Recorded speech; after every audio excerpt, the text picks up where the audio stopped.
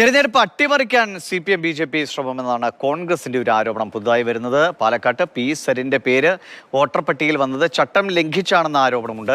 BJP ജില്ലാ അധ്യക്ഷന് 2 വോട്ടുണ്ട് എന്നും കോൺഗ്രസ് ആരോപിക്കുന്നു. ഗൂഗിൾ BS വിവരങ്ങളുമായിട്ട് ഗൂഗിൾ പാലക്കാട് വിവാദങ്ങൾക്ക് ഒരു പഞ്ഞവുമില്ല. ഒന്ന് കത്തിവരും, അത് ആറുമ്പോഴേക്കും അടുത്ത വിവാദത്തിൽ പിടിക്കും, അങ്ങനെയാണ് പോയിക്കൊണ്ടിരിക്കുന്നത്. ഇപ്പോൾ പുതിയ വിവാദം ഇതാണോ, ഈ അട്ടിമറി ശ്രമം? അത് ആരൊക്കെ അങ്ങോട്ടും ഇങ്ങോട്ടും ആരോപിക്കുന്നു, ആരുടെ ഭാഗത്തുനിന്ന് വീഴ്ചകൾ വന്നുവെന്നാണ്? CPM അതോടൊപ്പം തന്നെ കോൺഗ്രസ് നേരിടുന്ന പ്രധാന വിവാദങ്ങളിലൊന്ന് വ്യാജ വോട്ടർ വിവാദമാണ്. കാരണം കോൺഗ്രസ് ആരോപിക്കുന്നത് CPM BJP വ്യാപകമായി വ്യാജ വോട്ടുകൾ ചേർക്കുന്നു. CPM ആരോപിക്കുന്നത് നേരെ തിരിച്ചും കോൺഗ്രസും BJP ഇത്തരത്തിൽ വ്യാജ വോട്ടുകൾ ചേർക്കുന്നതെന്നാണ്.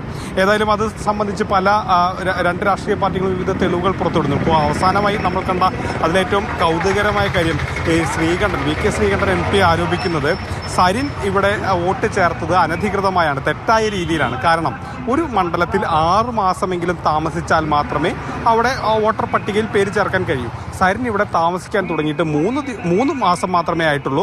6 മാസം മുൻപ് വരെ സരിൻ്റെ ഇവിടെ ഉണ്ടായിരുന്ന പാലക്കാട് ഉണ്ടായിരുന്ന വീട് വാടകയ്ക്ക് കൊടുത്തിരിക്കുകയായിരുന്നു. അതുകൊണ്ട് തന്നെ 3 മാസമേ ആയിട്ടുള്ളൂ അദ്ദേഹം ഇവിടേക്ക് മാറിയിട്ട്. അതുകൊണ്ട് തന്നെ ഈ സമയത്ത് അദ്ദേഹത്തിൻ്റെ വോട്ട് മാറ്റാൻ കഴിയില്ല എന്നുള്ളതാണ് VK ശ്രീകണ്ഠൻ MP പറയുന്നത്. അതോടൊപ്പം തന്നെ BJP ജില്ലാ അധ്യക്ഷൻ ഹരിദാസിൻ്റെ 2 ഇടങ്ങളിൽ വോട്ടുണ്ട് എന്നുള്ളതാണ് അദ്ദേഹം ഒരു ആരോപണമായി പറയുന്നത്. അതായത് പട്ടാമ്പിയിലും അദ്ദേഹത്തിന് വോട്ടുണ്ട്, ഇവിടെ പാലക്കാടും വോട്ടുണ്ട്. ഇത് ശരിയല്ല. 2 സ്ഥലത്തുള്ള വോട്ടുണ്ടെങ്കിൽ അതിനെതിരെ നിയമ നടപടി സ്വീകരിക്കണമെന്നും കോൺഗ്രസ് നേതൃത്വം ആവശ്യപ്പെടുന്നുണ്ട്. അതിന് അദ്ദേഹം നൽകിയൊരു മറുപടി, താൻ 2 സ്ഥലത്ത് പേരുള്ളതിനെ കുറിച്ച് അറിയില്ല, താൻ കുറേ നാളായി ഇപ്പോൾ പാലക്കാട് ഓഫീസ് കേന്ദ്രീകരിച്ചാണ് പ്രവർത്തിക്കുന്നത്, ഓഫീസിലാണ് താമസം, തനിക്കിതിനെക്കുറിച്ച് അറിയില്ല എന്നുള്ളതാണ് BJP ജില്ലാ അധ്യക്ഷൻ വ്യക്തമാക്കിയ ഒരു കാര്യം. അതേസമയം തന്നെ രഘുനാഥിനെതിരെയും